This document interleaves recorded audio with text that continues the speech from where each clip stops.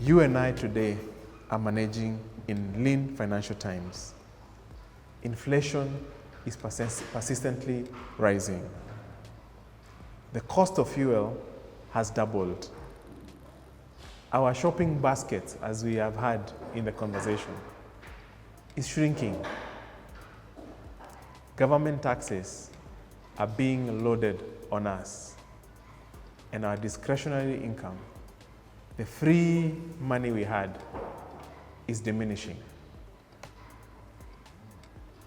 To survive and thrive in these tough economic times, I believe we must seek change that will bring about four desired outcomes.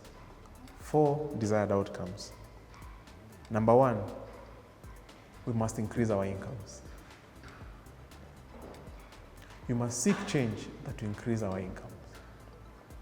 Number two, we must seek change that will diversify our incomes. The other day, my wife challenged me. Why can't we earn dollar incomes?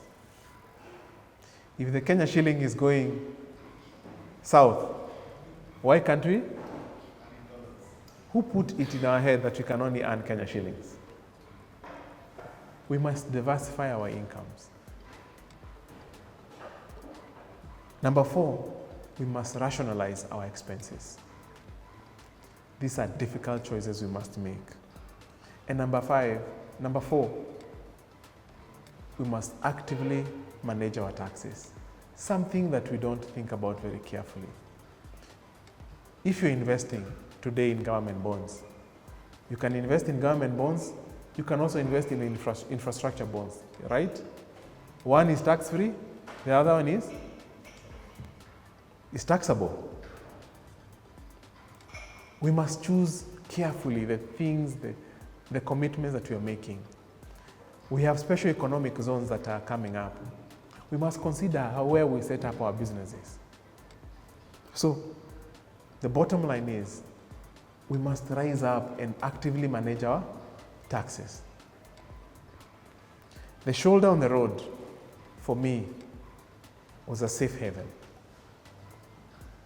It is a place where we seek refuge as we pause and ponder on the changes we must make in our lives to save our families and our businesses as captains of those ships. Whether you're already feeling this financial pinch or not, we must all carefully consider to make these changes to prepare for an uncertain future, because it's only getting harder. It's only getting harder.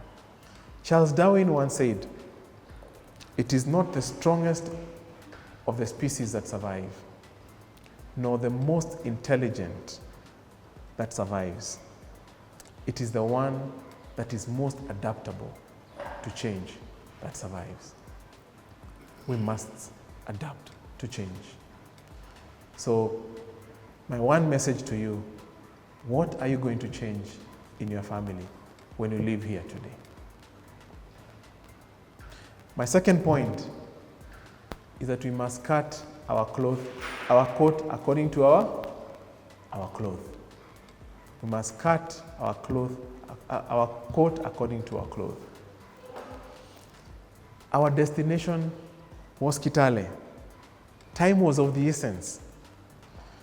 And the two slow-moving long-haul trucks were slowing us down, unfortunately. And it was a must that we overtake them if we were going to make it for the burial. To me, these two long-haul trucks that were in front of me are a symbol of increasing expenses and obligations, especially debt obligations. These are enemies to our progress because they tend to slow us down, especially in such economic times, which are characterized by rising inflation and interest rates. So are your expenses increasing faster than your incomes? That's the real question. Or are your expenses ahead of your incomes? That's a question we must pose to ourselves. We need to cut our coat according to our cloth. We need to live within our means. We need to fix our expenses to fit our incomes, not vice versa. And we need to leave ourselves with some headroom after paying expenses to maneuver in an uncertain future. I'm a very big proponent, for those who've listened to me on YouTube, I'm a very big proponent of paying yourself first. It's a fundamental financial principle. If you're not doing it, I can assure you, I can tell you today, whether it happens today or next year or 20 years from today, there is a head-on collision waiting for you. You must pay yourself. One day I did a very interesting exercise for my family. I wondered, where does all the income that we receive in the family, where does it go to? So I did a pie chart. Landlord, entertainment, everything, all those things. I was in so much shock that I did not appear anywhere in that pie chart. I realized suddenly who I used to work for. I was working for my landlord. I was working for the cafeteria next to my office. I was working for other people except myself. We must pay ourselves first. That day, I changed my narrative. I changed the narrative in my family. You are the most important asset to yourself. You are the one who generates that income. You are the one endures traffic and scorching sun and whatever other difficulties we go through to earn that shilling, to go into your bank account. If you're not appearing anywhere among those people you pay, you're doing yourself a disservice. And there is a head-on collision waiting for you. You deserve to pay yourself first. And this is only possible if your income exceeds your expenses. If your assets exceed your liabilities. And if your return on investment exceeds your what? Your debt obligations. Loans, I get invited to get into loan arrangements every now and then. And I smile.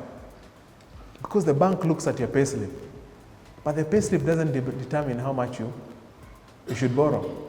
It is your assets and liabilities that determine how much you should borrow.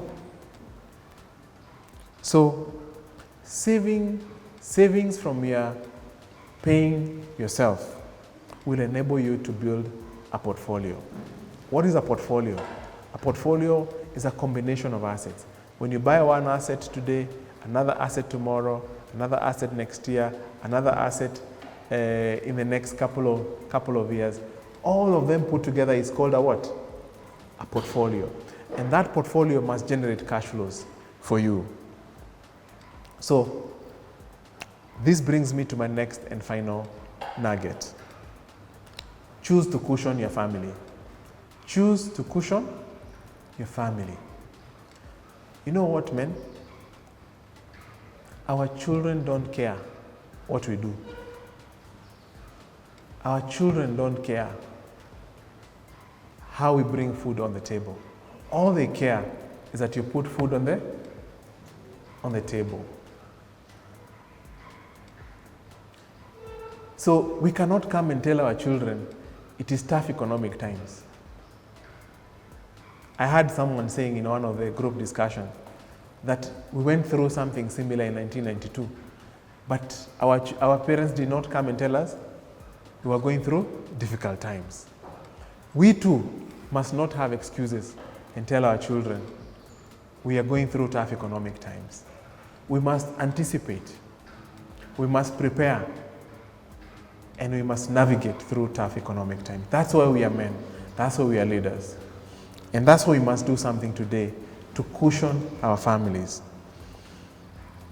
I saw something interesting today. The latest 2024 Porsche Cayenne, for those who love cars, like me, turbo GT model, can accelerate from 0 to 100 kilometers per hour in just 3.3 seconds. 3.3 seconds. The power of the engine of your car determines your ability to overtake. If I had this latest 2024 Porsche Cayenne, I would not have faced the difficult choices that I faced that day. That very early morning, I would have easily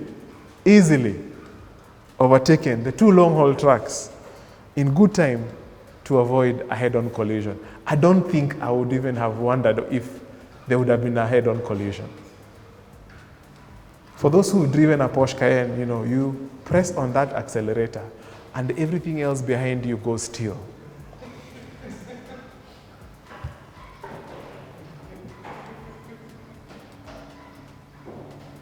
The power of your car determines your ability to overtake. The power of your portfolio determines your ability to overcome difficult times, like the ones we are going through right now. And I believe every family must aspire to build 4 types of portfolios.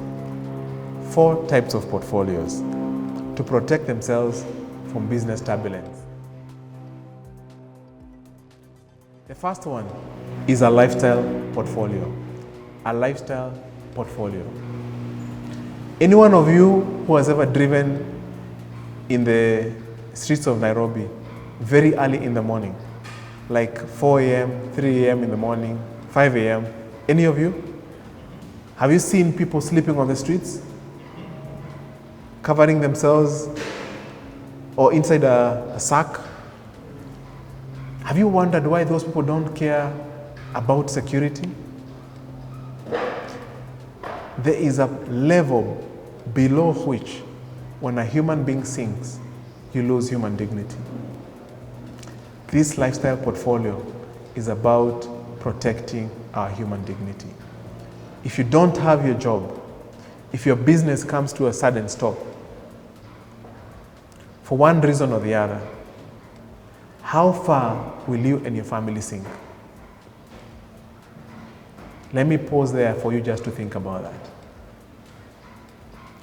Can you survive? Can you maintain the same lifestyle? Can you still bring your children to Rusinga group of schools? Can you go to the same clubs that you go to? Can you hang out with the same friends that you hang out with? Can you live in the same neighborhood that you still live in? Can you still have 2 cars, one for yourself and one for your wife, and maybe another one for the driver to drop your kids and pick them up? Can you still keep up with that momentum? If you can't, then you are a perfect candidate for a lifestyle portfolio.